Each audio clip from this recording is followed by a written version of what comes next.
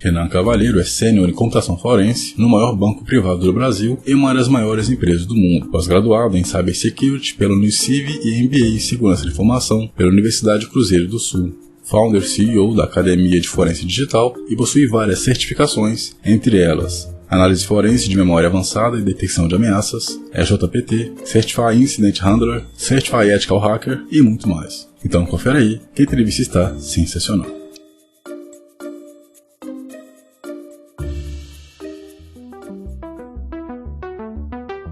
Serão bem-vindos ao Carreira Tech, onde eu ajudarei você a conhecer o mercado de tecnologia com a experiência de profissionais que trabalham diretamente na área. E hoje tenho a honra de receber aqui um profissional forense, atendendo aí a pedidos, né? E há muito clamor na internet, digamos assim, porque o hacker ético, né? O profissional da área de segurança, tem muita procura acerca disso. E hoje, finalmente, temos aqui um profissional que vai te ajudar a seguir e a trilhar esse caminho. Então, Renan, muito obrigado pela sua disponibilidade, pela sua participação e seja muito bem-vindo aí ao Carreira Tech. Valeu.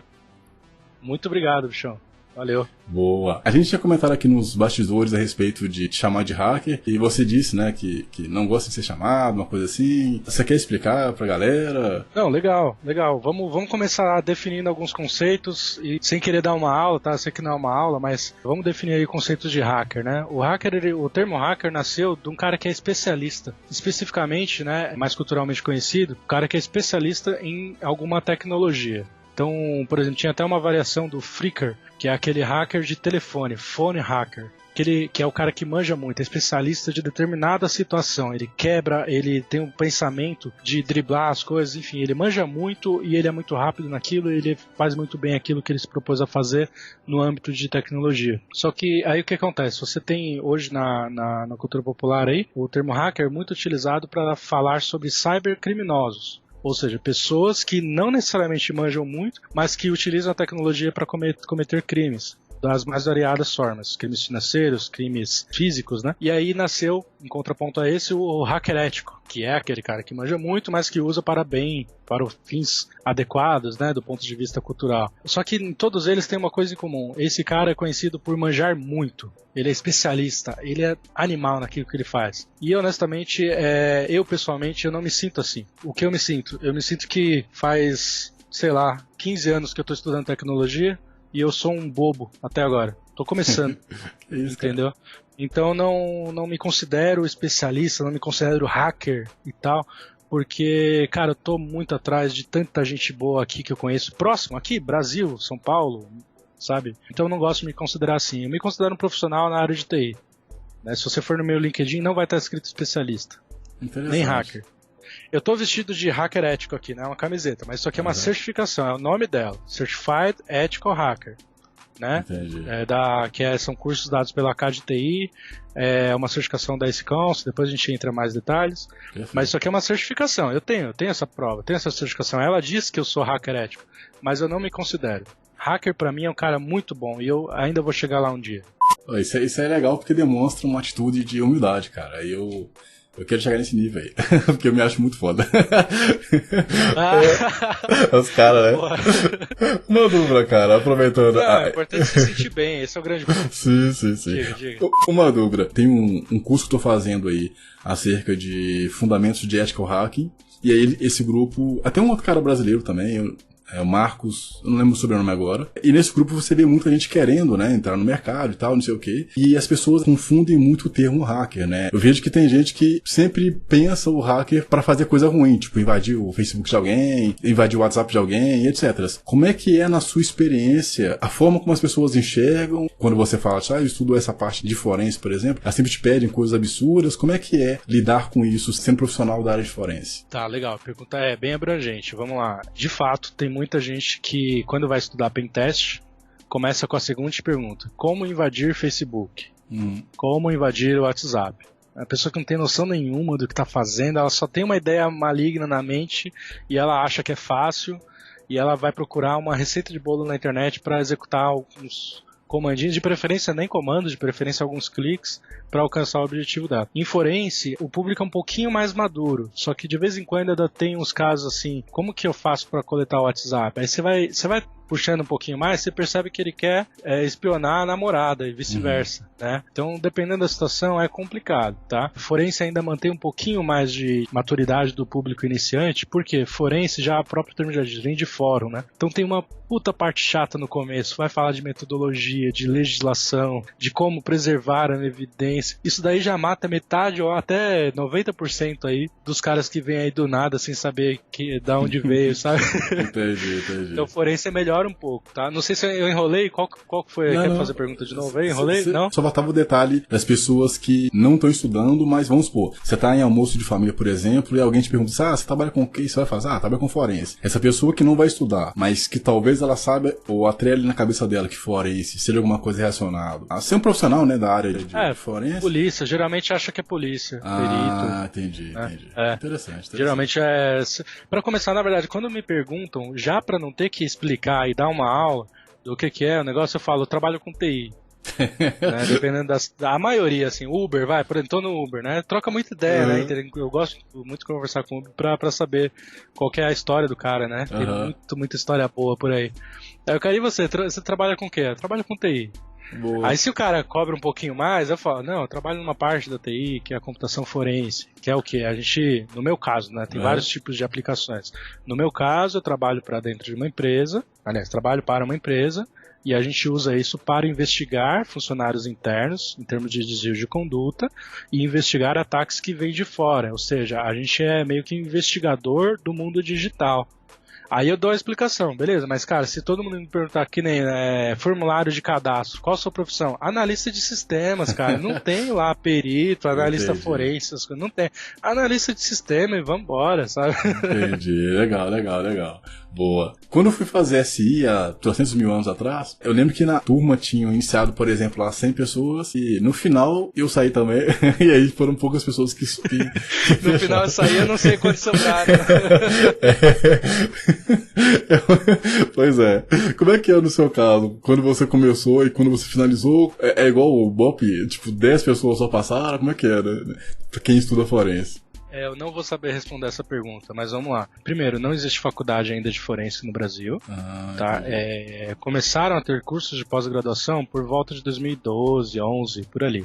Começaram a ter alguns cursos de pós. Hoje é comum. Hoje, com R$100, você faz pós de forense. Parte dessa pergunta era a respeito da minha formação. Por que eu não consigo responder? Porque foi uma caminhada, uma jornada muito grande aí a minha formação. E eu, no final dos contos, me formei EAD. E me formei EAD sem nunca participar do fórum, nem de grupos, nem nada. Eu fiz a faculdade sozinho, nunca vi ninguém, nem nome de ninguém, nem online, nem nada. Só fiz lá minhas obrigações. Em 2008 eu me formei no colégio. Em 2009 eu já entrei na faculdade, direto com bolsa integral no ProUni, né?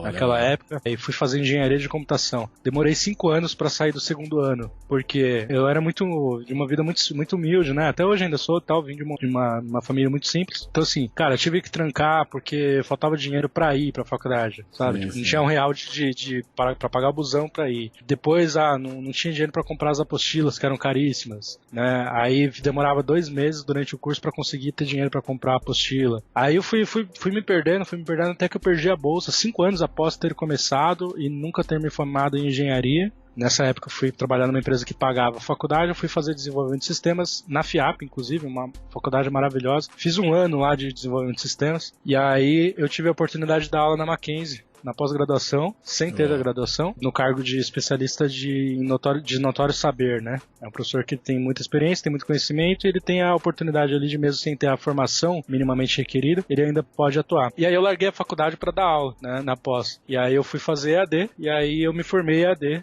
na Cruzeiro do Sul em análise e desenvolvimento de sistemas. Então isso durou 10 anos. Eu me formei em 2017, 10 anos não, um pouco menos, me formei em 2017, né, foi uma epopeia, foi uma jornada gigantesca aí. E aí também depois eu corri atrás do prejuízo, né, aí eu saí da faculdade, terminei, um tecnólogo, aliás, de 2 anos, né, me formei, aí eu fui fazer pós-MBA em Segurança e Informação, tô esperando sair o resultado do TCC, nesse meio tempo também fiz uma outra pós de Cybersecurity na Uniciv, então tô com as 2 pós aí, e acho que depois você vai falar da filosofia, né, mas sim, aí já comecei também. Agora eu terminei as 2, já entreguei TCC, eu comecei um bacharel de filosofia agora. Caraca, eu ia falar que a nossa história é parecida, mas não, cara. Porque eu comecei sistema de informação no Cotemig em 2009, se não me engano. E aí eu também vim de família humilde e tal, e eu pagava do bolso, né? Então quase meu salário todo ia pra faculdade. E aí acho que no segundo ano eu já tava devendo, não conseguia pagar e saí. Fiquei 2 anos sem faculdade, né? E aí eu comecei na Estácio, que o valor era menor. E aí eu comecei a ficar devendo de novo. E era tecnólogo em redes. E aí o tecnólogo de redes de 2 anos e meio foi pra 7 anos, porque eu não conseguia pagar. E aí eu terminei ano passado, e é meio que isso, cara. Mas é interessante essa história, cara. Interessante, cara. Eu acho que não é que não é parecido, eu acho bastante parecido. Só que são caminhadas diferentes de um mesmo problema, né? Um problema social muito grande aí. Uma desigualdade social e tudo mais. Não vamos entrar nesses aspectos. Bom, em 2007 você trabalhava aí, né? Na parte de administração de empresas. E você também fez o resumo aí, né? Você já tinha noção do que era cibersegurança? Como é que era naquela época conhecimento Essa palavra nem existia naquela época. Nem existia, né? Estamos em 2007, né? Você tá falando aí. Isso. Em 2007 eu estava no colégio, num colégio público, né? Centro Paula Souza. E esse colégio, ele tinha ensino médio e tinha também cursos técnicos, em paralelo. Então eu fui fazer um curso que eu chamo de administração, mas o nome do curso era Gestão de Pequenos Negócios.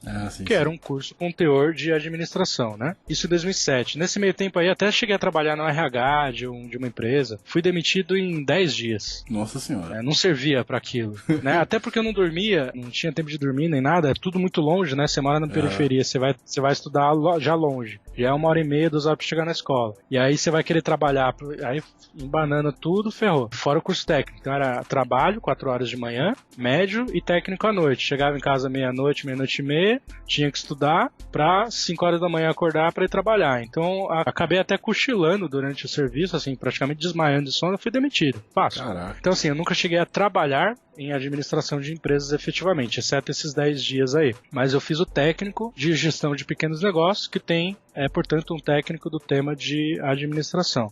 Interessante. É uma outra parte que a gente parece aí. Tá parecendo demais já, cara. Eu trabalhei uma vez Irmãos separados da infância.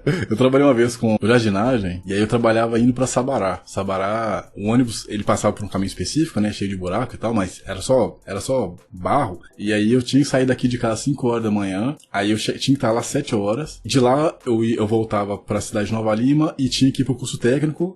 E chegava em casa meia-noite, então era puxado, cara. Bom, voltando aqui, como é que você conseguiu trabalhar em 2011 como analista de computação forense? Cara, sorte, a resposta é sorte. Por quê?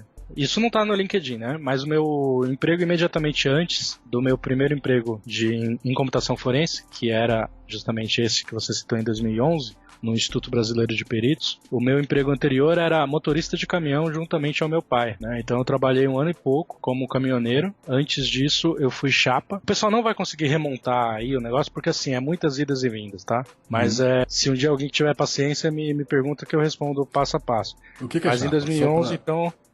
chapa é aquele cara que vai ajudar a carregar e descarregar caminhão. Sim. Em 2009, mais ou menos, eu estava na faculdade de engenharia e trabalhava numa empresa como desenvolvedor e tester de games, né? Aí a faculdade de engenharia era bolsa ProUni. Só que o que aconteceu? A empresa começou a cair, assim, a hora que eu cheguei, o pé frio, sabe? A hora que eu cheguei, no dia seguinte o gerente saiu, depois o coordenador saiu, depois o sênior saiu, ficou só eu de estagiário numa área vazia.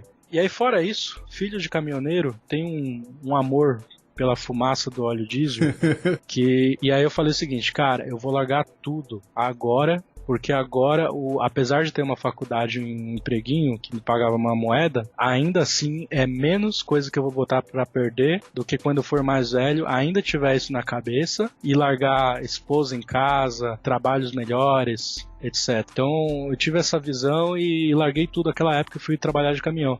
Só que no dia que eu pedi demissão, meu pai, que era com quem eu iria ajudar, ele quebrou o pé e aí ele veio à bancarrota praticamente, veio à falência praticamente, que eu não conseguia trabalhar. E aí eu tive que, ao invés de fazer aquilo que eu sonhava em fazer, que era trabalhar junto ao meu pai, dirigindo caminhões, eu tive que servir de ajudante de caminhoneiro, carregando e descarregando carga, porque ferrou, né? E agora? Aí até que ele se recuperou uns 6 meses depois, mais ou menos, e aí a gente foi finalmente trabalhar juntos. Aí foi muito gostoso, um tempo maravilhoso que eu passei com meu pai. Mas aí depois disso, o Brasil estava passando uma crise, né? Uhum. Então eu vi que não ia dar certo, não ia dar, apesar de ser um sonho gostoso, muito lindo e tudo mais, não ia dar certo, não ia dar dinheiro. Aí eu larguei, passei a pior fase financeira da minha vida e, por sorte, agora respondendo a sua pergunta, tive a sorte de ser contratado por uma empresa no ramo de forense, que na época ninguém nem sabia o que era. Não sabia. Eu pesquisei, eu fui entender o que era uns 2 meses depois que eu tava lá. Entendi. Entendeu?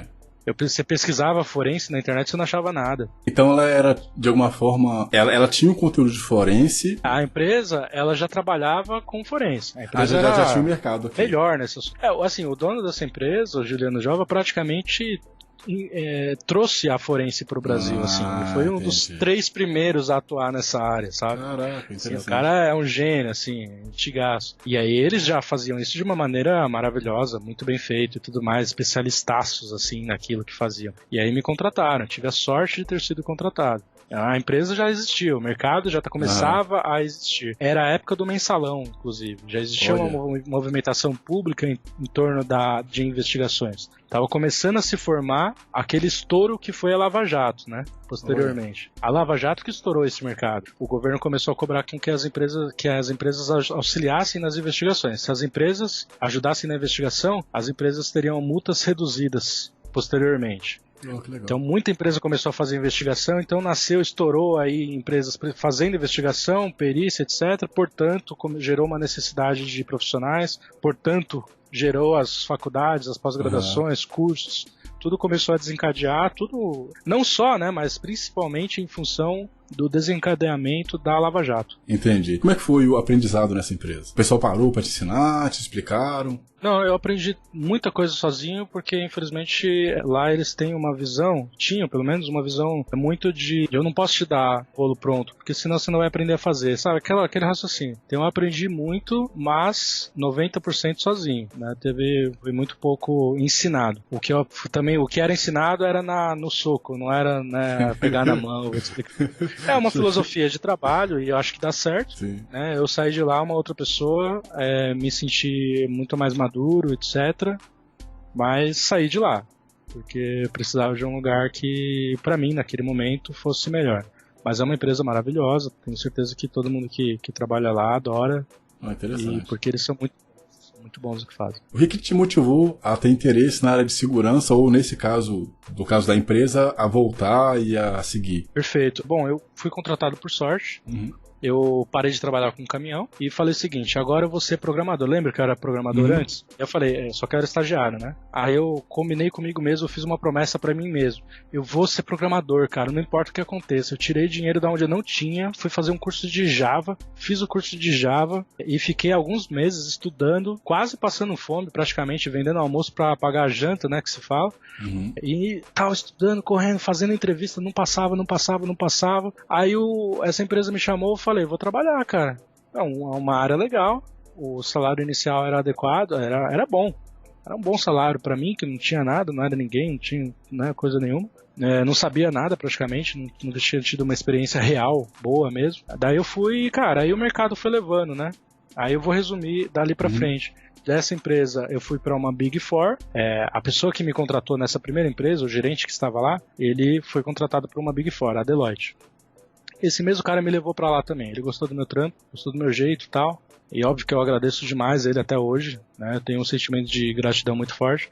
E ele também foi lá e me levou para essa outra empresa. Já agora é uma empresa de porte muito maior, sem comparação. A quarta maior, a Big Four, né? Do termo, as 4 maiores empresas de consultoria e auditoria do mundo são categorizadas como Big Four. Deloitte, Ernst Young, KPMG e Pricewaterhouse, PwC. São essas 4. E aí eu tava lá numa das maiores empresas do mundo, multinacional, né, portanto, e fiquei lá quase 2 aninhos, e fui para uma outra concorrente, fui para Ernst. Nesse meio tempo eu tava estudando na FIAP. Na Ernst aprendi demais também, tive ali um gênio ali para me ajudar, como gerente. Foi nesse tempo que eu comecei a dar aulas, no caso da Mackenzie. E aí eu saí da Ernst para ir para BDO, que seria a quinta. Eles inventaram o termo Big Five, né? Que ela tá longe da quarta, mas tá longe da sexta também. Então é a Big Five. E aí na BDO eu fiquei 3 anos. Fiquei lá um maior tempão. Aprendi demais também, comecei a dar aulas, criei a Academia de Forense Digital, que veio a ser hoje, modéstia à parte, uma das principais empresas na área de educação de forense digital. Da BDO, fui contratado pelo Banco Itaú. Então, até eu estar na BDO, eu não me considerava nem de TI, eu era de forense. Porque forense não vem de tecnologia, forense vem de ciências forenses, né? Um outro aspecto. Você usa a tecnologia para perícia ou para investigação. Então eu nem me considerava de TI. Agora, caindo no Banco Itaú, que é o meu emprego atual, eu me deparei com uma situação absurda. Parque de tecnologia animal, tecnologias profissionais. Nossa, é monstruoso assim lá, né? E no sentido mais positivo que você puder imaginar. Eles são muito bons, muito grandes. E lá eu comecei a desenvolver melhor os conceitos de segurança, cybersecurity. Então a minha curva de crescimento lá foi muito grande. Eu comecei a me dedicar, tanto é que eu tinha uma certificação, né, do Incase, que é um software de investigação, um software de perícia. Tirei essa certificação quando eu estava lá na Ernst, 2013 mais ou menos. Eu acho que é 2015, né, eu tinha uma certificação. Quando eu entrei no Banco Itaú, eu tirei CHFI, ECH, CEH, EJPT e GCIH. Tirei 5 em um ano. Eu tô há 2 anos do banco, fiquei 1 ano quietinho, beleza. E aí depois, dentro de 1 ano, eu tirei 5 certificações de grande peso aí na área. No assunto banco, algumas pessoas dizem que os bancos no Brasil, devido a excesso de fraude bancária, roubo, essas coisas, as pessoas falam que os bancos no Brasil é como se eles amadurecessem muito mais rápido que nos outros países. Você acha que isso é verdade? O que você acha? Olha, bom, eu não conheço os bancos dos outros países, né? Mas eu acredito nessa máxima aí também. Porque, assim, cara, tudo que você puder imaginar de ponta, de melhor, é incrível. O negócio é animal, assim. Outra coisa também, você falou aí que quando você entrou no banco, é que a parte de cybersecurity que você começou a crescer. Hoje em dia, a forense e a cybersecurity, elas são 2 caminhos diferentes ainda? Ou elas são o mesmo caminho? Elas se juntaram um pouquinho, cara. Mas lá atrás não era assim, isso é recente. Entendi. Né? Hoje em dia, lá atrás, não existia nem tanto o conceito de cybersecurity. Segurança da informação era muito pouco falado. Quem fazia segurança da informação eram os caras de infraestrutura, na verdade. Né? Praticamente não existia o cargo analista de segurança da informação. Isso começou a crescer muito recentemente. Pentester, tal. Claro que existe há muito tempo, mas o mercado Brasil ainda não tinha adotado e amadurecido nesse sentido. Então, hoje, continuou crescendo, continuou mudando. O que acontece? Hoje, o cara que vai fazer forense, se ele não souber lidar com um caso de invasão, com um caso de malware, de vírus, etc., ele tá ferrado. Ele tem que saber investigar isso também. Então hoje o profissional de cybersecurity como um todo, ele precisa saber aspectos de forense e diversos aspectos de segurança ofensiva e defensiva também, né? Então começa a juntar tudo, né? Claro que você nunca vai saber tudo de tudo, mas um pouquinho de cada coisa hoje você tem que saber, cara. Aí você vai formando, de acordo com os resultantes, né? Você vai ter um especialista melhor ali num determinado aspecto, no outro, né? O meu é mais de forense em HD e em Windows. Legal. Né? O meu aspecto é mais esse. Mas assim, não quer dizer que se você me der aí uma outra situação, eu não vou saber resolver, vou correr atrás. Você acha que eu consigo, digamos que não é um mapa mental, mas como se fosse caminhos, por exemplo, o cara quer seguir em forense, ele vai se deparar com essas possibilidades de formação, por exemplo, o cara pode virar gestor em isso. Você acha que eu consigo isso na internet? Você tem isso? Para ficar de uma forma mais ilustrada? Na verdade, a linha normal no mercado, inclusive não só em TI, no direito também é assim. Você entra como estagiário, trainee, vira júnior, pleno, sênior.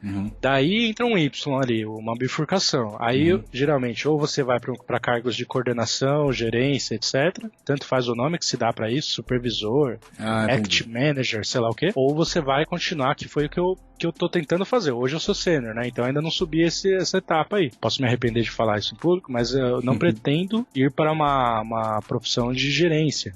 Né? Eu pretendo permanecer na linha de especialista, de amadurecer tecnicamente, porque eu acho que o sênior no Brasil é muito básico ainda em relação aos sêniors aí em aspecto mundial, né? Então eu acho que tem muita coisa ainda para aprender e crescer no aspecto técnico, né? Não é porque eu sou sênior que eu sou sênior, top em tudo, sabe? Me dá qualquer coisa. Cara, tem muita coisa pra aprender. E eu gosto dessa muita coisa que eu tenho pra aprender. E todos os dias eu tô correndo atrás dela. Em 2011, quando você tava lá, né, trabalhando na parte de análise de computação forense, era obrigatório fazer a graduação pra só depois entrar no mercado através de uma pós? Como é que era antigamente? Não sei se mudou tanto assim, né? Claro que no requisito a empresa fala, olha, tem que estar estudando ou de preferência formado, dependendo do cargo. Dificilmente você contratava um sênior se ele não tiver uma formação já adequada, uma experiência adequada. Então, assim, eu fui contratado como estudante, eu fui contratado como júnior quando eu comecei na profissão e eu estava com a faculdade em andamento. Então estava adequado, faz sentido, né? E não mudou muito hoje, né? Independente da área que você quiser trabalhar, se você quiser entrar nela e você está num cargo inicial, no mínimo você tem que demonstrar a boa fé de que você está estudando para se tornar alguém melhor naquilo, né? Então você tem que estar fazendo uma faculdade ou uma pós até. Dificilmente existe a contratação na área de TI se o cara não tem faculdade nem está estudando, né? Dificilmente, claro, não é via de regra, não é, sei lá. Eu acho que a maioria, né? Não digo absoluto. Mas a maioria das vezes eu acho que vai ser complicado, principalmente numa cidade como São Paulo, onde eu tô. Devido à alta concorrência, se você não estiver estudando nada, nem tem interesse de estudar, e a empresa te contratar e você crescer, isso é difícil. Entendi. Hoje em dia, pro cara poder entrar no mercado de cybersecurity ou forense, vamos supor, o cara que tá começando a fazer a graduação e um outro cara que não tem nem graduação. O cara sem graduação consegue trabalhar com isso? O cara que já tem graduação, ele consegue trabalhar também? Como é que é para esses dois tipos de pessoas? Então, assim, sem graduação ele nem sequer tá estudando. Eu acho difícil. Por melhor que ele seja, ele não vai passar no RH. Se ele chegar no gerente técnico, o cara que vai avaliar o conhecimento dele, é possível que ele seja chamado. Afinal, uma coisa não tem a ver com a outra.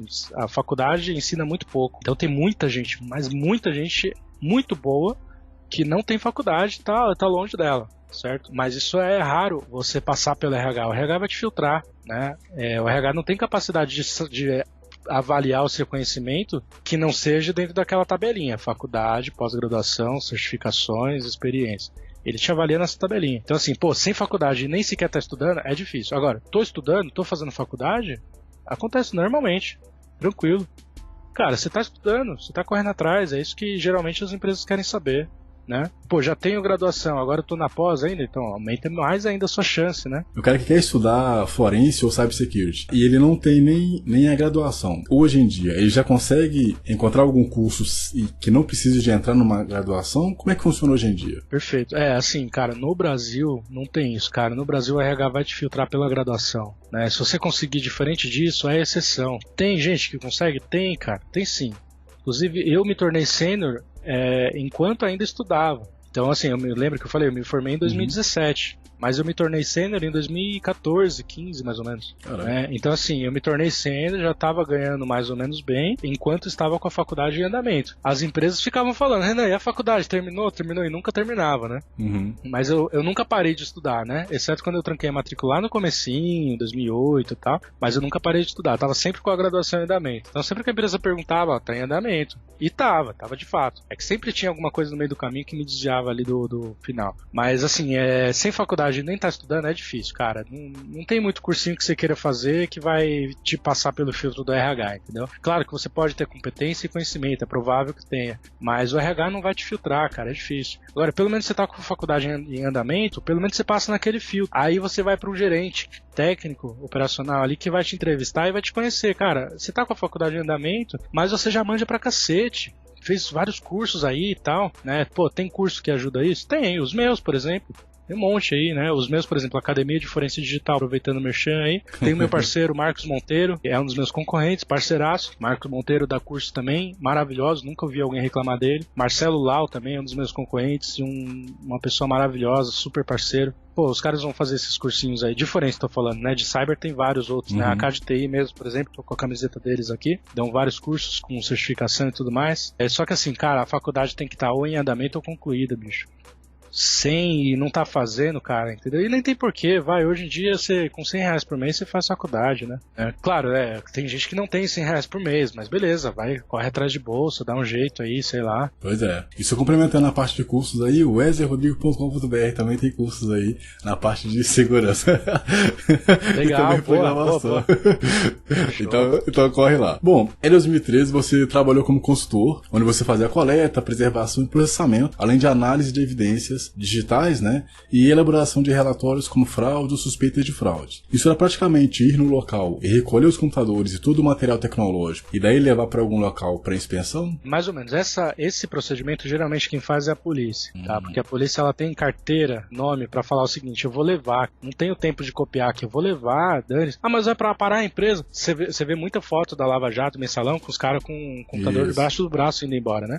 Até porque tem uma questão de prova também, mais sorte, que você tem a evidência original do crime, né? Você não tem uma cópia, você tem a original. Você não precisa comprovar que a sua cópia deu certo, você tem a original. Claro, eles vão fazer a cópia depois, mas eles mantêm as duas em guarda. Agora, no âmbito corporativo, se eu levo o servidor de uma empresa embora, a empresa para, eu vou ser processado, meus filhos, meus netos, meus bisnetos. Eu não vou ter filhos, mas se tivesse, eles irão pagar por esse processo até os netos deles. Então, geralmente, no âmbito corporativo, até no âmbito de perícia judicial, não a criminal, que é o policial que faz, a gente vai até o local, identifica as potenciais evidências, pendrive, celulares, computadores, servidores, etc., câmeras digitais, enfim, evidências, e faz a cópia delas lá mesmo, num ambiente adequado, né? Quem fizer os cursos, for atrás de outras palestras aí, vão ver muita explicação sobre a ISO 27037 e outras normas técnicas, referências para como lidar numa situação de manuseio de evidências digitais. Então, a gente vai lá, identifica, leva para uma salinha, copia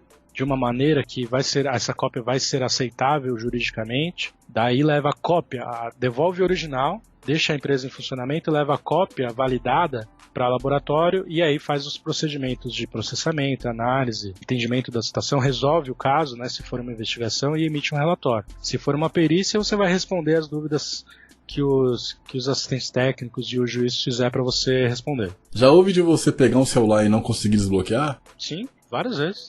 Total.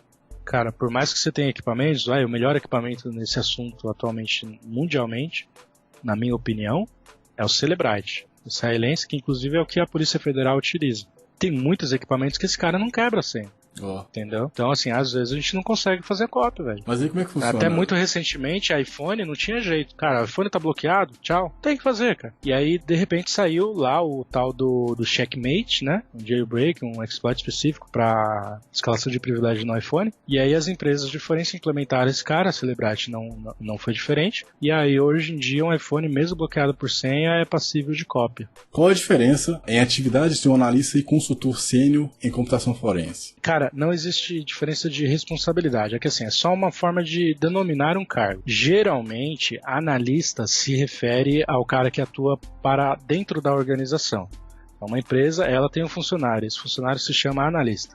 E consultor é o cara que presta consultoria, certo? Então, geralmente, o cara que é consultor, ele está contratado numa empresa, tem o título de consultor, porque o produto dessa empresa é prestar serviços para fora. Então, ela presta consultoria. Portanto, ela tem consultores. Mas isso é só um nome dado a uma atividade. Tem empresa que diz o seguinte: analista, ele é o cara inicial, consultor é o cara top, entendeu? Tanto faz. E o cara que presta consultoria, ele é um analista, né? Afinal, o trabalho inteligente é de análise, de analisar, de prestar, né? De solucionar casos. Então é só uma forma de denominar um cargo. Não tem diferença no final das contas. A empresa ou você dá o nome que você quiser, desde que a folha de pagamento do cara esteja em dia, e já era. Entendi. Você foi professor na iSecurity. Como é que foi a experiência? Maravilhoso, cara. O Alan Sanches foi uma das pessoas mais importantes da minha vida. O Alan Sanches é o dono da iSecurity, né? Num momento muito difícil, quando eu tava lá na Ernst Young, trabalhando demais, sem dormir e tal, quase me divorciando de um casamento de 6 meses, eu tinha acabado de me casar. Caraca. Tinha sido demitido de uma faculdade que eu fui dar aula de maneira injusta, ao meu ver, e aí eu mandei um e-mail pra eles, falei, cara, eles davam curso de pentest, né, eram um dos mais populares na época, talvez os mais populares na época em termos de curso de pentest. Aí eu mandei um e-mail lá pro contato, né, @iSecurity. Vocês têm interesse de fazer um cursinho de forense? E aí, o que vocês acham? Que eu não era ninguém, não tinha nome, não tinha ninguém, eu precisava de uma carona de marketing, né. Aí eles falaram, sim, temos intenção. né? Fora que eu já tinha me apaixonado pelos cursos deles, a forma como da ementa pra época era uma coisa assim maravilhosa. Eles falaram, temos interesse, eu comecei a desenvolver a minha relação com o Alan. Demorou um pouquinho, demorou um aninho pra sair, tanto por parte de enrolação dele quanto por parte de enrolação minha, mas lancei o curso lá e foi aí que a minha vida ficou boa. Melhorou demais.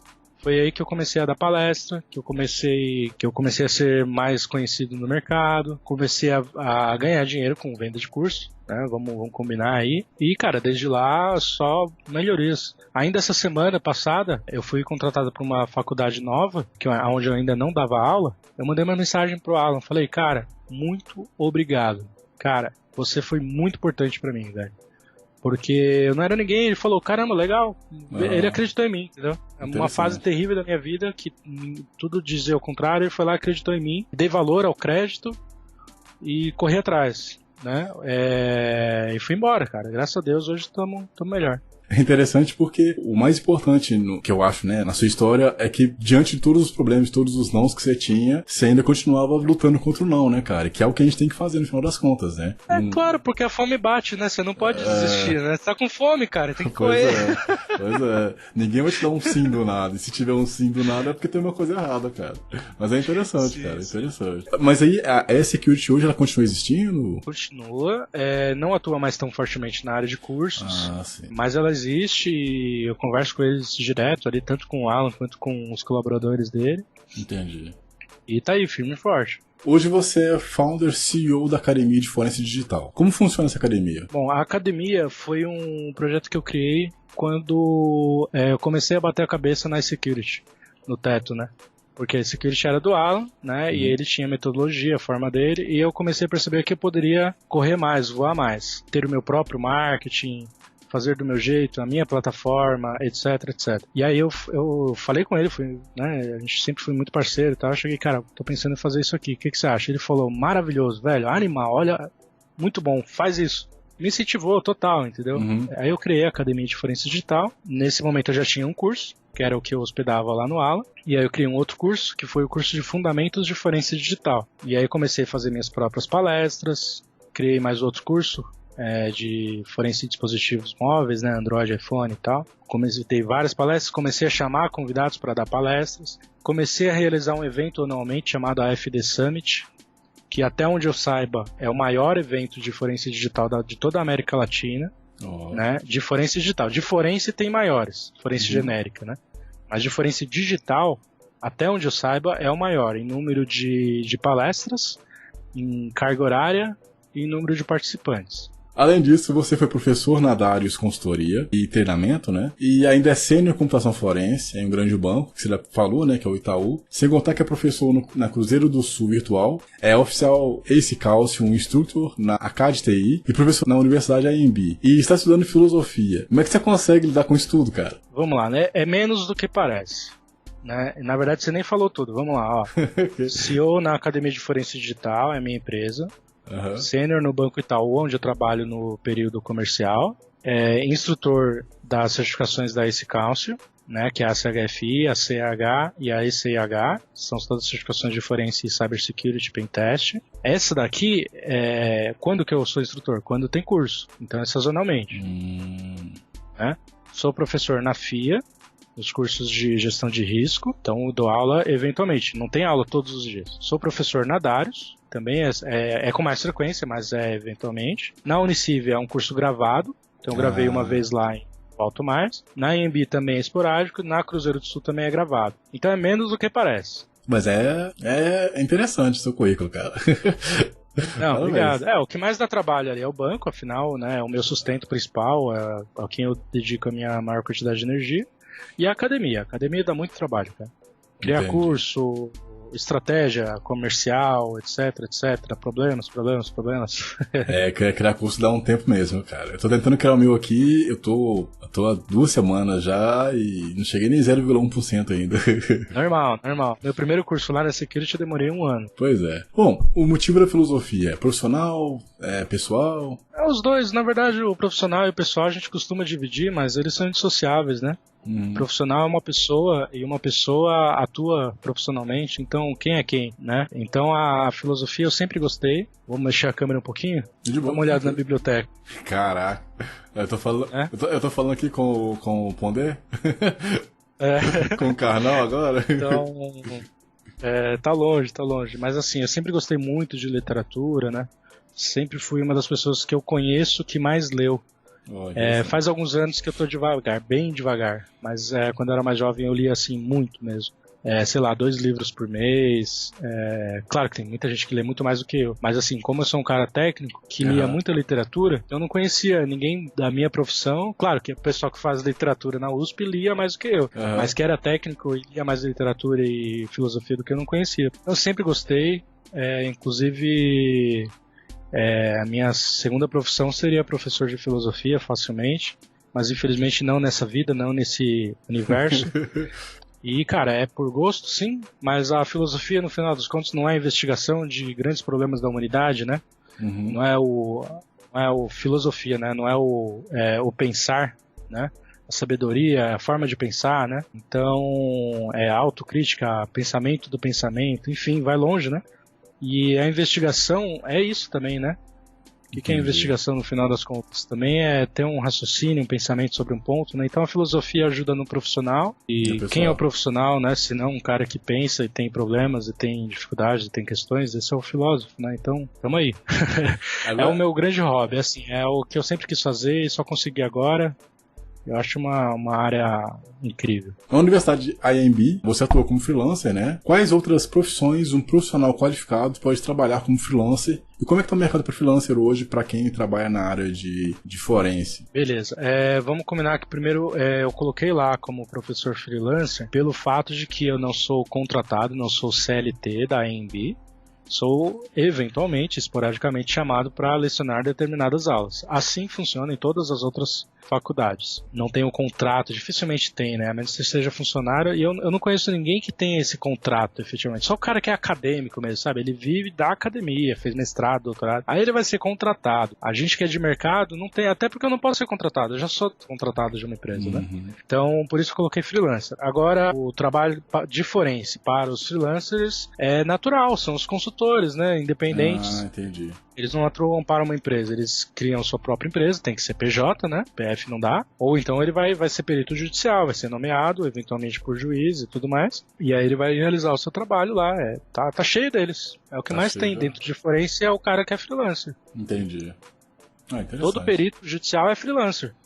Ele não é contratado pelo juiz. Ele é nomeado para um processo específico e acabou o processo, acabou o perito. No que consiste a computação forense? Perfeito. A computação forense é uma ciência derivada das ciências forenses e das ciências da computação. Ela consiste em uma série de metodologias, que são essas herdadas das ciências forenses, que visam coletar, analisar e apresentar resultados, todas as etapas feitas de maneira aceitável num fórum, num âmbito jurídico, né? Por isso o forense, né? Então a palavrinha forense se trata de metodologia, de juridiquês, né? De cuidado com não alterar a evidência, né? E a computação, o termo computação é aquela herdada da ciência da computação. Então é um entendimento amplo do funcionamento de sistemas computacionais, seja computadores, notebooks, celulares, nuvem, servidores, bancos de dados, né, tudo isso aí que a gente vê. Então a computação forense é a aplicação de metodologias que visam fazer com que a evidência seja aceita juridicamente, utilizando altas tecnologias derivadas da ciência da computação. Enrolei, mas é isso aí.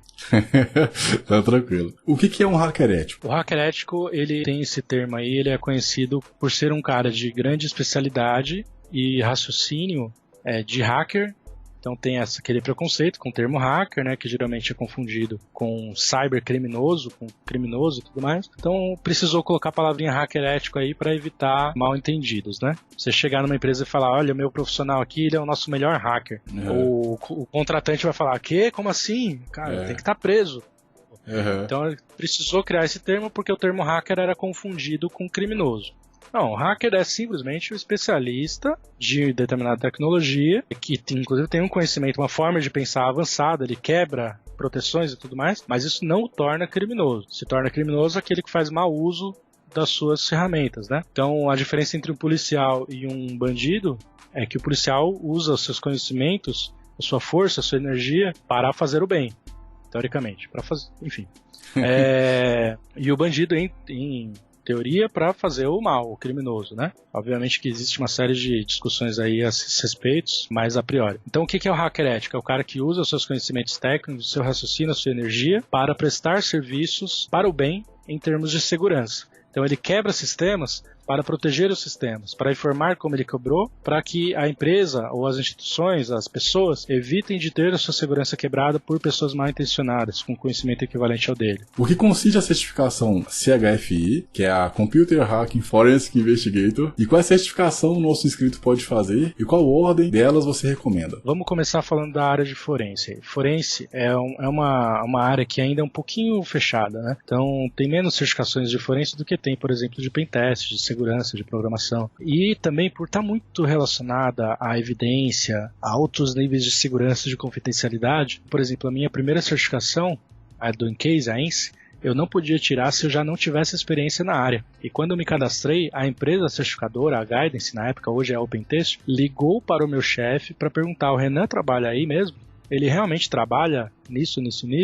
Uhum. Ele tem experiência nessa área? E eles precisaram do aval do meu chefe para poder me certificar, ou seja, era muito restrito. A CHFI não tem essas restrições, ela é mais acessível. Tem muitas certificações restritas, então, por exemplo, a Encase é restrita, a CCE é restrita, enfim, tem algumas outras aí. A CHFI é uma que não é restrita, então talvez seja, quem quer entrar na área, talvez seja uma certificação legal para quem quer entrar em forense, porque você sem experiência, desde que você rale para estudar, né, e de preferência faça o curso, senão dificilmente você não vai conseguir, você vai conseguir a certificação, e aí você se torna capacitado e de certa forma obtém vantagens num processo de seleção, né? Vamos falar da ACE Council, que é onde eu sou professor e é onde eu indico a maioria das pessoas. A ACE Council tem a principal concorrente seria aí, talvez a SANS. Qual que é a principal diferença e por que eu vou focar na ACE Council? Uma certificação, um curso com vouchers de prova da SANS custa R$30 mil. Hoje com o dólar desse jeito aí vai estar uns R$38 mil. Então não posso dizer que isso seja acessível, certo? A ACE Council, num valor cheio aí, curso mais prova, tá aí uns R$5, R$6 mil mais ou menos. Tá certo? Então vamos focar na ACE Council, que é mais realidade Brasil. Em termos de qualidade também, uma não perde nada para outra, tá? Eu conheço as duas e eu acho que a ACE Council é maravilhosa, não perde nada em termos de grana. A ACE Council tem a seguinte linha de certificações. Começa com CND. Na verdade, começa antes. CSCU. Computer Security User, alguma coisa assim. Você vai aprender o que é antivírus, como proteger as suas informações na área de trabalho, sabe? Coisinha basiquinha ali. Quem não entende nada de computação pode começar por aí. Você já tem um mínimo? Beleza. Vai para CND. Certified Network Defender. Você vai aprender a implementação de firewall, proxy, PS, DS e tal. O que você pode fazer em termos de segurança ali, básico, para aprender a defender a sua rede. Fora todos os conceitos de rede. Do CND, vamos para o CEH, que é essa camiseta que eu estou vestindo, que é o cara que vai aprendeu a defender a rede, agora vamos aprender a atacar. O que eu posso aprender em termos de ataque? Nossa, é 40 horas de curso, cara, é muito conteúdo, são milhares de slides te explicando, e laboratórios e tal, é muita coisa, extremamente aérea, assim, ela passa em muita coisa, você fica tonto, sai de lá tonto, assim, mas é maravilhosa, certificação linda, assim, explica muita coisa. Aprendeu a atacar? CH, então o ideal, a minha recomendação é que você siga essa ordem. CND, beleza. Agora vamos fazer o seguinte: ECH, CHFI, vamos aprender forense. Aprendi a defender, aprendi a atacar, agora vamos aprender a investigar as situações. Aprendi a ser forense, a fazer o rito, o método e tudo mais, a recuperar dados e tudo mais. Vamos para ECIH, que é mais especializado assim. Você vai fazer computação forense, você vai fazer pentest, você vai fazer um pouco de tudo ali para aprender a defender, a responder a incidentes. E aí tem umas outras caminhadas aí. Quem quiser ir mais para pentest, tem a ECSA, depois tem a LPT. Mas assim, aí já é um nível assim, tem algumas dezenas de profissionais no mundo com a LPT, por exemplo, sabe? De quase 8 bilhões de pessoas, tem algumas dezenas só que tem a LPT, assim, é um nível bem avançado. Então esse seria o caminho ideal. CSU, CND, CH, CHFI e CH. Agora, o que eu fiz? Eu comecei pela Encase, fui pra CHFI, aí eu tirei a ECH, aí eu tirei a CH, então eu fiz um caminho todo torto aí. Entendi. Quando a pessoa ela vai estudar pro que você estudou, se ela for estudar sem curso, ela consegue com facilidade montar um laboratório para estudo? Como é que funciona? Sim, consegue, cara. A internet, cara, da onde vem o conhecimento que as pessoas criam curso? Tá na internet, tá na internet, nos livros. Se não tá na internet, tá nos livros. Mas geralmente os livros também tiram conteúdo da internet. Entendi. Né, inclusive. Então assim, cara, eu tô fazendo um curso caríssimo agora, de uma determinada área, que, cara, eu vejo ali que o conteúdo sai da internet, bicho. Ou ainda tem assim, tem alguns livros que são a bíblia daquele assunto. Sabe, são a base ali.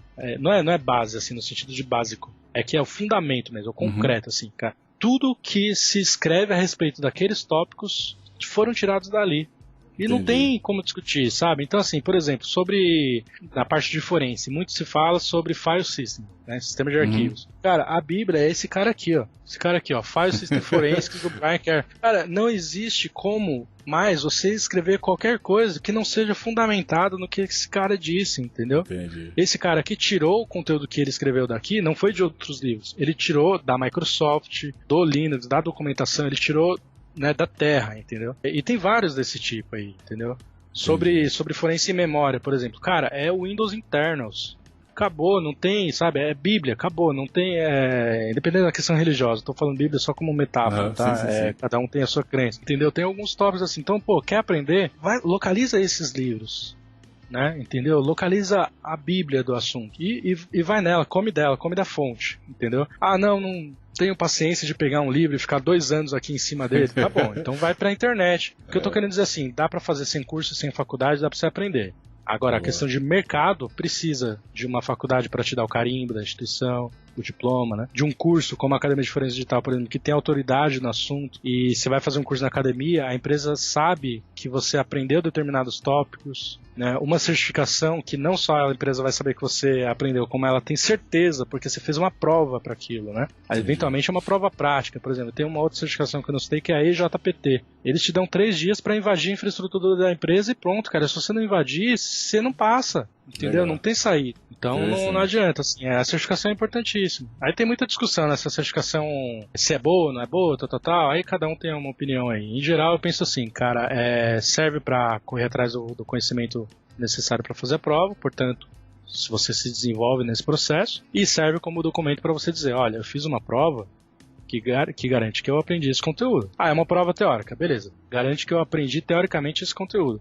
Agora, as provas práticas, garante que eu sei fazer, cara. Eu invadi lá, eu fiz, entendeu? Pois é. A do Encase foi a primeira certificação que eu fiz. Eram 2 partes. 140 perguntas teóricas. Se você passasse, eles te davam 2 meses para investigar um caso. Eles te davam um HD, uma licença do software do Encase. E você tinha que fazer um report em inglês sobre aquele caso, sobre a resolução daquele caso. Tinha lá 20, 25 perguntas sobre aquele caso. Você tinha que resolver. Interessante.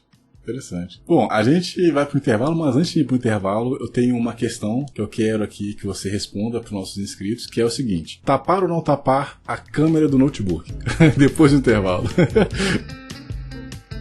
Temos uma excelente novidade para você que quer estudar parte de computação forense, técnicas de investigação, fundamentos da forense e forense em dispositivos. Agora eu estou com a parceria com a Academia de Forense Digital e agora temos aí os cursos para você que quer ajudar o canal a crescer, quer ajudar esse projeto, né, que está ajudando bastante pessoas, está investindo sua carreira aí. Então, termine de ver esse vídeo ou ouvir esse podcast, compre seu curso e invista na sua carreira de forense digital e venha hackear com a gente. Mentira.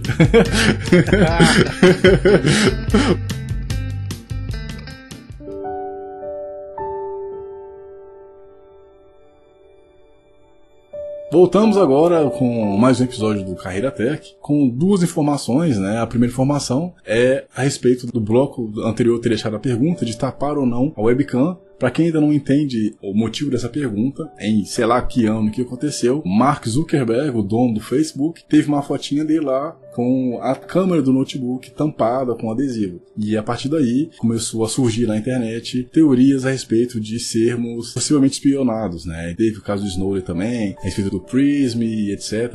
Então agora que eu estou de frente com um profissional, eu quero saber... Opa, meu microfone... Eu quero saber, tapamos ou não a nossa câmera? Sim, sem sombra de dúvida. Seja um evangelista dessa atitude, cara. Tapa a sua, a dos seus familiares, sua mãe, dos seus vizinhos, entendeu? Sai distribuindo tampões de webcam aí, cara. Pô, informação tem um nível crítico hoje em dia, né? A webcam tem acesso, tem a possibilidade, né, de fornecer acesso a uma informação do tipo imagem, visual. E, cara, não é que o pessoal tá querendo te ver pelado aí, mas se de repente alguém tropeça aí na sua webcam e te vê, você é um youtuber, pô, o Wesley sai pelado aqui a sua teoria, vai te fazer chantagem, né? Não, né? Tanto faz, beleza, cada um, mas, cara, varia, né? Precisa, você vai se expor a um risco. O grande ponto é esse, desnecessário. Pra que se expor a esse risco? Ah, não, mas não tem nada a esconder. Tem, cara, tem. Todo mundo tem. Tem, as pessoas fazem você ter, entendeu? Não tem jeito, cara. Entendeu? Então, assim, tá, pronto. Não vou nem ficar demorando muito nessa resposta. Não, perfeito, cara. Se a gente falar pra ficar refletindo aqui, vai ter um monte de casos que dá pra levantar esse tipo de pensamento, né? Pô, agora vamos para a pergunta dos inscritos. Temos aqui a pergunta do Júlio Campos Machado, né? Ele faz o seguinte questionamento. Eu já tentei estudar sozinho. Pergunta quais os passos pra quem quer aprender sozinho, qual rotina de trabalho, que programas usar. Legal. Cara, pergunta bem interessante aí do Júlio. O que acontece? Vamos lá. Bom, eu tentei aprender sozinho. E aí o Júlio quer saber quais os passos para aprender sozinho, né? Isso. Qual a rotina de trabalho, programas ele usa. Tem várias perguntas aqui na pergunta do Júlio, mas vamos lá. Sobre aprender sozinho. Eu deixei de ter vícios e hobbies há muito tempo. Não que todo mundo deva fazer isso, é importante você ter uma válvula de escape e tudo mais, e eu tenho. Mas assim, não vícios, né? Ou seja, eu não fico metade do dia jogando videogame e estudo meia horinha. Eu fico metade do dia estudando e jogo meia hora de videogame, entendeu? Então assim, cara, pra aprender sozinho, é o seguinte, cronograma. O que eu quero aprender? Pesquisa sobre aquele tema, monta um cronograma, uma ementa, como se você fosse dar uma aula, certo? Inclusive, pra mim é muito fácil estudar isso, porque eu sei exatamente como criar uma aula, né? Então eu crio um cronograma, que nem agora eu tô estudando pra OSCP, que é uma certificação maravilhosa aí na área de pentest.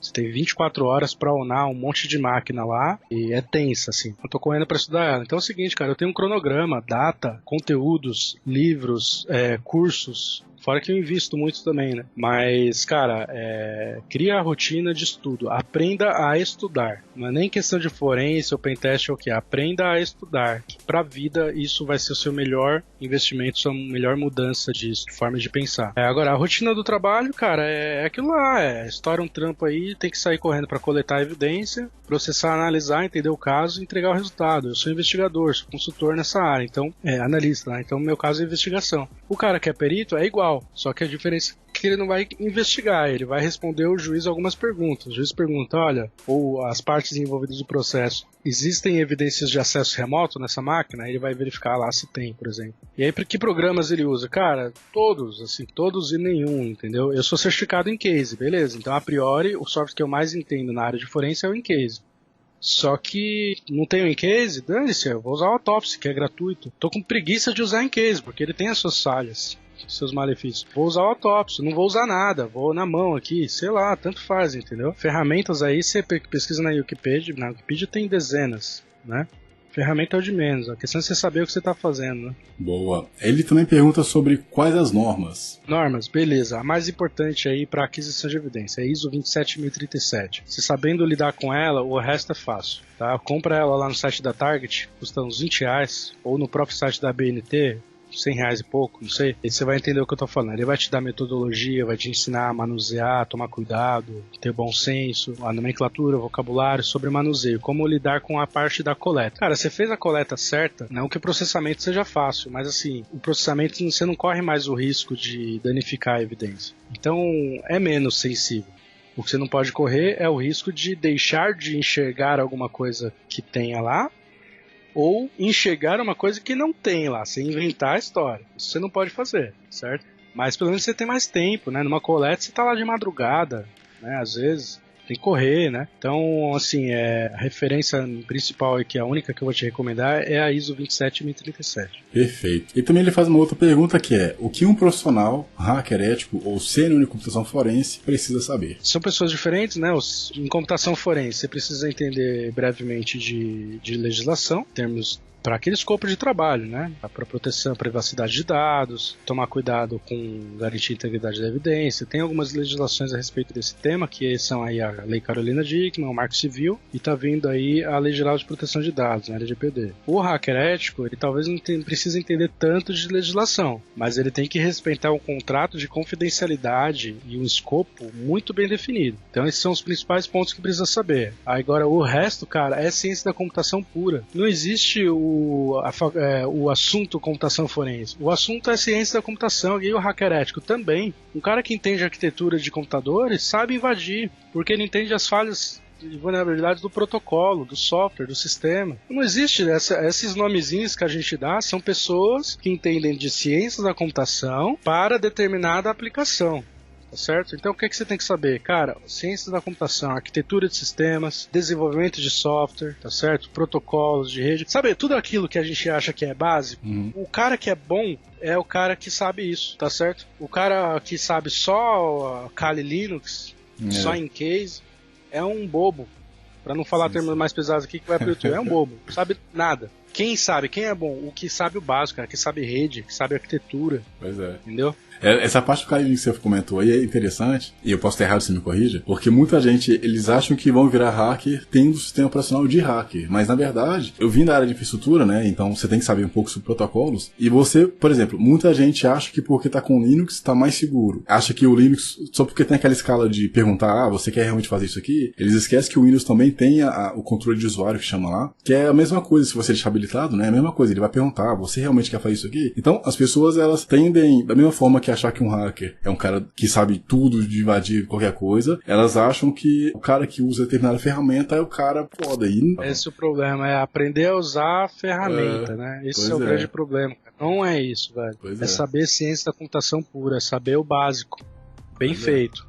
Básico de verdade. Assim, o Kali é uma ferramenta usada por profissionais para facilitar a rotina do trabalho. Por que ele tem uma ferramenta de escaneamento de websites, por exemplo, um Gearbuster da vida, para escanear diretórios de um site? Cara, para facilitar o trabalho dele, porque se ele for fazer escaneamentos toda vez na mão, criar um script para fazer aquilo e tudo mais, vai demorar muito, é inviável. Então assim, Kali, Linux, Encase, ou sei lá o que, são ferramentas para automatizar quem já sabe o que está fazendo. Exatamente. Certo? Agora assim, cara, eu quero aprender pentest.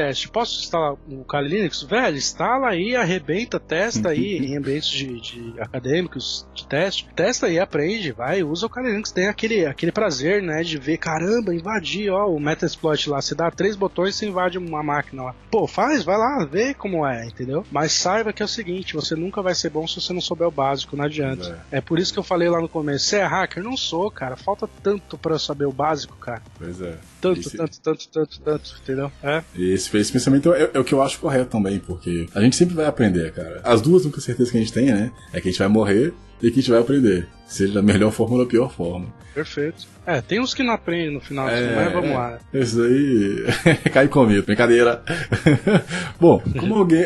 Agora a pergunta do Antônio Aneirão, ele faz o seguinte questionamento. Como alguém dessa área pode encontrar clientes em potencial? Perfeito. Vamos lá, uma vez que você estiver envolvido com a área, você vai achar clientes, beleza? Mas vamos lá. Em forense, os principais clientes são todas as empresas, advogados e juízes. As empresas para fazer investigações internas e resposta a incidentes de ataques, investigar ataques e tudo mais. Os advogados, porque eventualmente as empresas acionam eles para responder juridicamente e aí eles precisam de um apoio técnico. E juízes, que são os caras que vão nomear peritos. Ou seja, todo mundo, no final das contas. Então, assim, cara, para você conhecer advogado, você tem que ir lá nos escritórios, nos eventos. O juiz tem um rito, né? Assiste a nossa palestra de perícia judicial, vai lá no nosso canal de YouTube, Academia de Forense Digital. Assiste a nossa palestra de perícia judicial que você vai ver lá como se faz para se cadastrar nas varas, nos SOROS e tal, para que o juiz tenha o direito de, tenha ali dentro de um devido processo, ele possa te nomear, né? A pergunta agora é do Nível Gabrit. Gostaria de saber o limiar sobre o hacker ético e o não ético. Perfeito, vamos lá. O conceito de ética é abstrato, é relativo e tudo mais, mas o que o mercado, tá, o que a cultura entende sobre o hacker ético um está dentro da lei e outro não. Bom, o limiar é a lei. Você tem um contrato que te autoriza a acessar um computador, a invadir, entre aspas, o computador. Tem um contrato que o usuário me autorizou, inclusive me pagou para isso. O dono desse sistema me autorizou, criou um escopo, hora, dia, quem ia saber, o que eu ia fazer. Então eu tenho escopo pra isso, tô dentro da lei. Ninguém me chamou, ele não sabe quem eu sou, mas eu fui lá e invadi. Não, mas eu vou avisar ele, cara, você invadiu, olha a lei Carolina Dickmann, não pode. Entendeu? Pô, imagina se um cara entra na sua casa, armado, chuta a porta e os cambal, e aí você fala, caramba, tô sendo assaltado. Não. Eu só queria te avisar que era possível entrar na sua casa, tá legal? Então vai lá e reforça seu portão. Mano, você vai matar esse maluco, velho, se ele fizer isso, entendeu? E não, no ambiente digital é a mesma coisa. Verdade, tá certo? Verdade. Então qual que é o limiar? É muito bem definido, cara. Um tá na lei e o outro não, acabou, entendeu? O que se entende por hacker ético ou não é a lei. Um tá, o outro não, acabou. Perfeito. E como a definição de ética muda de pessoa por pessoa? Tipo assim, eu acho que ela é complementar lá em cima, né? Isso, complementando, é esse ponto mesmo. Muda de pessoa para pessoa, de acordo com os seus valores, sua moral e tudo mais, mas não tenta relativizar o nome dado a esse profissional. Esse profissional se refere a hacker ético, o cara que efetua invasões, sistemas e avaliações de segurança e tudo mais, dentro da lei, com autorização. Acabou, cara. Não tem como relativizar isso daí, entendeu? Não é um hacker ético se ele usa, aliás, não é esse termo. Esse termo, hacker ético, não se refere ao cara que usa o seu conhecimento para invadir uma empresa que, segundo o entendimento dele, atua de forma errada na sociedade. Por exemplo, pagando salários maiores para homens do que mulheres. A empresa tá errada? Eu entendo que tá errada, beleza. Mas, cara, você invadir ela é ético por causa disso? Pois é, está. Não sei, entendeu? A questão é, esse termo se refere, tá dentro da lei ou não tá? Se tá dentro da lei, beleza. Se não tá, tá errado, cara, independente dos seus motivos, entendeu? Boa. E aí ele faz o último que é assim. E a ética acaba quando a polícia entra? É isso que ele estava querendo dizer. Assim, ele justamente, um hacker é ético porque está fazendo uma ação cyberativista ou até terrorista. Ele acha que está certo. Até que a polícia entra. Aí ele não está certo. Se a polícia entrou é porque ele está indevidamente ali. Pois é. Ele é um criminoso, não é um hacker ético, é um criminoso. Pois é. Pode ser chamado de Black Hat nesse caso? Internacionalmente é conhecido. O Black Hat é o conhecido cybercriminoso. É diferente do ethical hacker, o white hacker, né? O cara chapéu branco, é o cara que defende o bem, né? E o Black Hat é o cara que é inescrupuloso, etc, etc. Cara, sim, em teoria e por conceito, por definição, o Black Hat é o criminoso, o White Hat é o bonzinho, beleza. Agora, conceito abstrato do que é certo e o que é errado não dá pra gente definir aqui, cara. Quem sou eu pra falar o que é certo e o que é errado? Consigo te dizer o que tá dentro da lei e o que não tá. E olhe lá, acho que o advogado faz isso melhor que eu. O juiz também. Perfeito. Mas falar o que é certo e o que é errado, não. Perfeito. Agora a pergunta do Paulo Martins. Qual a média salarial de um júnior, pleno e sênior? Bem, cara, como qualquer outra área da TI, um júnior deve começar aí na média, né? Varia, não é uma profissão regulamentada que define, que nem um engenheiro. Você não pode pagar X salário mínimo para o engenheiro, você tem que pagar a partir daqui. E não tem teto, tem um mínimo, né? Advogado tem tabela de honorários, cambal. A gente não tem. Então é a média aí que o mercado vive aí, se autogerencia. Um júnior começa ali nos 1.500, 1.800 e vai até uns 3 ali fácil. O pleno, às vezes tá um pouquinho ali entre, come um pouquinho do júnior, uns 2,5, até uns 5, 5,5. O sênior tá por ali, tem sênior que com 3.200 aí que eu conheço, pega um pouquinho ali da faixa mais baixa. Tem sênior que eu conheço com 18, entendeu? Mais ou menos por aí, é a mesma média do mercado, não muda nada. Perfeito. Ele faz mais uma pergunta aqui sobre essa de estudar. Onde conseguir bom material de estudo? E eu já respondo. wesleyrodrigo.br. Pode falar agora. Tem os cursos do Wesley, tem os meus, tem livro pra caramba aí na internet, tem a internet, tem o YouTube. Alisson Alves, por que contratar um hacker ético? O que irá agregar em minha empresa? Qual o setor demanda por esse profissional? Cara, o que ele vai agregar? Vamos lá. Digamos que sua empresa tem lá o sistema de funcionamento lá. Você é um escritório de advocacia. Tem nada a ver com tecnologia. Você usa e-mail, você tem site, você tem sistema de cadastro, você tem uma secretária lá com uma base de clientes, você tem seu departamento comercial, sei lá o que. Tem um monte de informação confidencial, inclusive os casos dos seus clientes, os processos. O que vai agregar ao contratar um pentest? É simples. Ele vai te invadir, só que ele vai te explicar como ele fez, e aí você pode corrigir esses problemas, essas falhas, essas vulnerabilidades. Se o invasor malicioso te invadir, ele não vai te explicar como ele fez, talvez nem vai te avisar que ele tenha feito, vai arrebentar com a sua marca, com o seu produto, com seus clientes, o que você puder imaginar, entendeu? Ou chantagear. Então, cara, ou chantagear, sequestrar os dados e tudo mais. que agrega? Segurança. E hoje, no mundo atual, no mundo digital, segurança digital é disponibilidade de negócio, é continuidade de negócio, entendeu? É reputação, é marca, é tudo, cara. É evitar processos judiciais, afinal você vazou do... Tinha um cliente lá com um processo correndo em segredo de justiça, o cara vazou, saiu na mídia, você acha que esse cliente vai falar pra você, putz, vazou, né? Beleza. Ele vai te processar, seus filhos, seus netos, seus bisnetos. Então você vai economizar dinheiro contratando profissionais de segurança. Perfeito. Só para complementar, e você me corrige se eu estiver errado, agora com a LGPD, né, ela entrando em vigor e etc., as empresas têm uma responsabilidade maior pelos dados, né, dos seus clientes. Então, nesse momento, imagine que o Facebook, por exemplo, ele de vez em quando tem esses problemas de dados expostos. Imagine que o Facebook aí, ele deixa seus dados expostos e você é daquele tipo de pessoa que utiliza a API do Facebook em diversos sites e por algum motivo, todas as senhas que você usa para logar com o Facebook são expostas. É um tipo de coisa que ele tem que evitar, porque senão ele vai pagar milhões de acordo com a LGPD, e aí se eu estiver falando errado, você pode me corrigir. Não, perfeito, é isso, mas não é só a multa da LGPD, né? É a imagem, reputação. Isso. Pois é. Né? Mais com a imagem caro, né? manchada, você vai receber menos de publicidade. Verdade. De patrocinadores. E aí vai, a segurança física, né, cara? Imagina que vaza lá a localização, os dados cadastrais de uma pessoa que estava sendo ameaçada de morte, sei lá o quê, e aí os caras localizam o endereço, você acaba com a vida de uma pessoa, sei lá, um puta exemplo esdrúxulo. Mas, cara, informação, velho. Informação é o novo ouro, né? Novo petróleo. Bom, agora a próxima pergunta do Iago, né? Ele diz o seguinte: estou fazendo um curso sobre ethical hacking, mas não sei como me introduzir no mercado. O que ele aconselha a fazer? Existem empresas que contratam ou terei que criar um CNPJ e ser autônomo? Muito obrigado. De nada.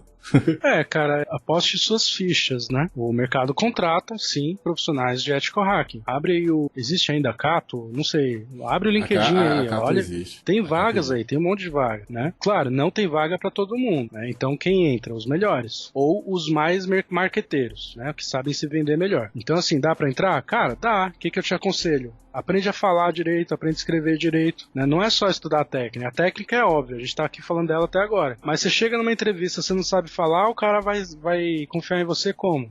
É verdade. Entendeu? É que nem com namorada, vai. Quando a gente é mais moleque aí, né? Cheio de vergonha, né? Não que hoje em dia não, mas, né? Pô, você, de repente, você é um cara bom. Você é um cara que poderia trazer segurança, conforto, romantismo pra aquela mulher ou vice-versa. Só que você chega nela, você trava, você não sabe falar, só fala besteira. Como que ela vai cair com você? Não vai, entendeu? A empresa é a mesma coisa. Você precisa ser, além de ser bom, você precisa saber conseguir expressar que você é bom. Aí uma coisa que cai muito, o pessoal de TI, o cara te dá uma redação básica, fale sobre as suas férias, sabe? Redaçãozinha de escola. E o cara não sabe escrever, entendeu? Então, cara, velho, vamos fazer o seguinte. Sabe o ensino fundamental? Ele serve pra alguma coisa. O colégio, ele serve. Sabe aquela matéria de filosofia, de história? Eles servem pra te construir como ser humano com multidisciplinaridade. Você pode ser muito bom numa coisa, mas você precisa do básico de tudo, cara. Sim. Precisa saber ler, precisa saber interpretar, escrever, se expressar, comunicar, criticar. Tudo isso é importante, cara. Tem muita coisa pra correr atrás e, Iago, a minha recomendação é o seguinte, cara. Corre muito.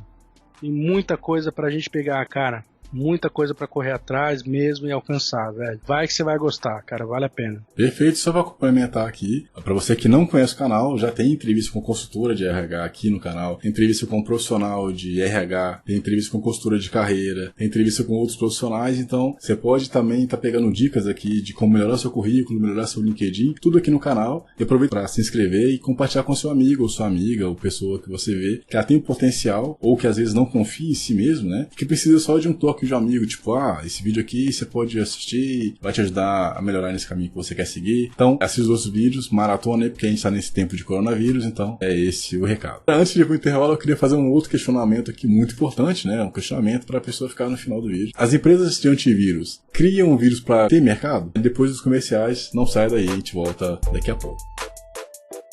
Você tem perguntas que não foram respondidas? Então envie e-mail para carreiratech@wesleyrodrigo.com.br informando a sua pergunta, além do assunto que se trata. Seja a entrevista de Java, Data Science, entrevista de emprego. Envie e-mail para carreiratech@wesleyrodrigo.com.br. Eu estou guardando aqui para trazer a sua resposta. Grande abraço e valeu!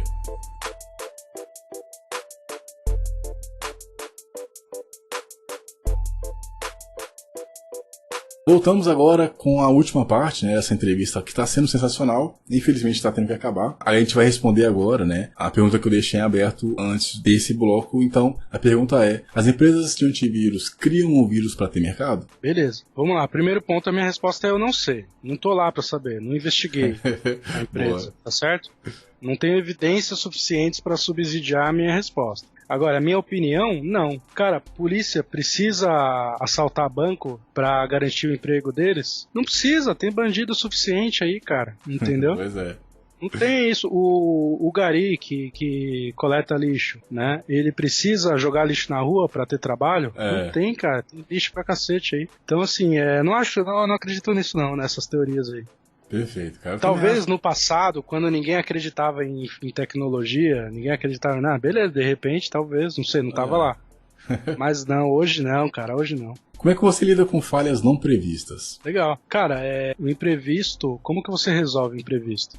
Você espera ele chegar e ver qual é que deu? Boa. Não, né? Vamos lá. Como que você lida com um pneu furado? Você sabe quando o pneu de um carro vai furar? Não. Tá, a menos que você faça questão de dirigir sobre uma linha de pregos, sei lá, pedras pontiagudas, você vai fazer questão de furar, beleza. Mas assim, num contexto natural, normal, você não sabe quando vai furar. Meu Deus, como eu vou lidar com um imprevisto? Furou o pneu, eu não sabia, e agora? Cara, desde a existência dos carros, a gente tem um negócio chamado step, né? Que se furar um pneu, você troca, bota o outro. Inclusive, se entortar a roda, você tem uma roda junto nesse step aí. Então, como que você lida com imprevistos? Planejamento, certo? Se prepara, reduza os riscos, por mais desconhecidos que eles sejam, tenta reduzir ao máximo, prever, certo? Criar mecanismos. Ou, na pior das hipóteses, terceiriza o risco, cara. Entendeu? Aí é uma ciência à parte, eu não entendo muito, a parte de gestão de riscos. Boa, perfeito. Como é que você consegue conciliar o tempo de dedicação ao trabalho, né, que são muitos aí, e o tempo para a família sem prejudicar, né, sem prejudicar ambos? Cara, modéstia à parte, nisso daí eu vou te falar uma coisa que eu não falei até agora. Eu acho que eu sou muito bom nisso. Eu aprendi junto da minha esposa, que me apoia muito fortemente. O seguinte, cara, quando eu tô no trabalho, eu dou o meu melhor. Quando eu tô em casa, eu dou o meu melhor, entendeu? Acontece com as pessoas que geralmente não têm tempo. Tem muita perda de tempo. Passo o dia inteiro no Facebook, no Instagram, no YouTube, vendo vídeo aleatório, sei lá o que. Não que, cara, se quer fazer isso, faz, é entretenimento, sei lá. Mas se não vai eu não faço nada no meu dia a dia que não me agregue. Não tenho nada, cara. Não que seja que eu seja querer evangelizar, né, distribuir, que acho que as pessoas têm que me imitar. Mas não tem um momento único do meu dia que não me agregue em alguma coisa. Ou estou trabalhando, ou estou estudando, ou estou com a minha esposa, por exemplo, com a minha família, curtindo esse momento. Posso estar em uma situação de entretenimento, obviamente, mas eu estou naquela situação com alguém, ou estou literalmente curtindo ali um momento de entretenimento, não o contrário. A vida de entretenimento e o momento de estudo, de trabalho. A minha rotina é estudo muito, trabalho muito, brinco muito. Interessante, cara. Aquela máxima, né? Work hard, play hard, né? Como que é? Acho que é isso, né? Acho que é. Você utiliza alguma técnica para estudos? Técnica para estudos? Cara, é pessoal. Eu acho que as técnicas de estudos que existem disponíveis já na ciência são boas, certo? Pessoalmente, eu gosto de estudar como se eu estivesse preparando uma aula. Inclusive, geralmente estou fazendo isso. Então, como que eu estudo? Cara, eu primeiro coloco todo aquele conteúdo em maneira desorganizada, jogo em cima da mesa. Aí eu percebo a estrutura desse conteúdo.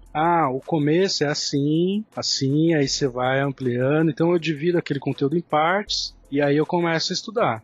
Pentest, por exemplo, é recente. Já tenho 2 certificações. Então, o meu jeito de estudar é esse, cara. Eu vejo o the big picture, né? A visão global ali. Entendi a visão global, entendi o motivo e tudo mais. Agora eu vou começar do começo. Aí eu vou devagarzinho ali. E faço os investimentos necessários, né? Eu levo a minha vida como se eu fosse uma empresa. Então eu invisto em educação, uma empresa ou até um estado. Eu invisto em educação, em saúde, em entretenimento. Tudo tem que estar rodando bem. Se uma das áreas estiver ruim, o negócio fica capenga, né? Então eu faço o máximo possível para que tudo ande bem. Sem saúde você não consegue educação, né? Sem transporte você não consegue educação e saúde. Então tudo tem que andar junto, tem que andar bem. Interessante, cara. Bacana. Eu vou ver se eu consigo fazer isso também. Qual foi o maior desafio que você teve na sua carreira? Cara, teve vários, cara. Todo dia um desafio e tudo mais. Não sei, eu acho que na época de 2013, em 2014, meu maior desafio foi conseguir vencer o trabalho, vencer as dívidas e me manter casado, que esse é o grande ponto. Interessante. O maior desafio foi conseguir fazer isso que eu acabei de falar, né? Conseguir manter todas as áreas da vida bem. Isso foi difícil, cara. O maior desafio foi esse, de longe. Boa. Claro, teve casos, teve um caso que foi mais difícil que o outro, tudo beleza, teve situação de eu, lá atrás, em 2009, de eu trabalhar 72 horas seguidas, sem parar, sem ir pra casa. 72 horas, porque eu trabalhava em 2 empregos, eu não citei essa parte, era anterior. Caraca. Cheguei a trabalhar em 2 empregos. Em um desses empregos, eu estava fazendo um projeto fora da empresa, para a empresa, para tentar garantir uma possível promoção. Então teve um determinado momento que eu trabalhei 72 horas seguidas. Na 72ª, terceira hora, mais ou menos por ali, eu desmaiei no telefone com o cliente. Estava fazendo suporte técnico ao cliente, prestava serviço para HP, desmaiei. Cochilei, desmaiei de sono, né, que fala. Desliguei. Quando eu voltei, o cliente estava na linha. Eu, alô, o quê? Então, assim, o mais difícil foi chegar até aqui, sei lá. Caraca, meu. Ter a honra de estar aqui com vocês. Foi obrigado, difícil, cara. Valeu, chegar até aqui. Tá certo? Obrigado, cara. Obrigado. Bom, qual que foi o melhor momento da sua carreira? O atual tá sendo o melhor momento, cara. Eu tenho uma empresa maravilhosa onde eu trabalho, que acredita nos funcionários, que me ouve. Meu gerente é ótimo, é uma boa pessoa, o cara ouve, o cara investe. Entendeu? O cara consegue provocar, cara, isso aqui ainda tem que ir lá e tal. Então, hoje eu vivo o meu melhor momento da carreira de longe. Né? Trabalho aí para uma das maiores empresas do mundo, 500, né? Como fala, das 500 empresas mais ricas do mundo. Uhum. É uma rotina de trabalho boa, a equipe é cheia de gente inacreditavelmente competente. Então, de longe, a melhor fase agora. Perfeito, cara, perfeito. Bom, infelizmente a gente chegou ao fim do programa, né? Eu gostaria de agradecer aí ao Renan Cavalheiro, que foi realmente um cavalheiro aqui. O trocadinho. Opa, valeu você. Tava demorando. De ter aceitado aí participar dessa entrevista. Muito obrigado aí pela sua participação, pelo seu tempo. A gente tá gravando aqui às 1h44 da manhã aqui. Então você que assistiu o vídeo até aqui, dá o seu like, cara, por favor. Eu já tô cansado aqui, cara. Então muito obrigado, Renan. Obrigado mesmo pela participação. Obrigado. Pessoal aí, obrigado aí também pela oportunidade de estar aqui falando com vocês. E a Wesley, obrigado pelo convite, pela oportunidade de estar falando aqui no seu canal, no seu podcast e tal. Perfeito, cara. Então, galera, se inscrevam, compartilhem, grande abraço e valeu!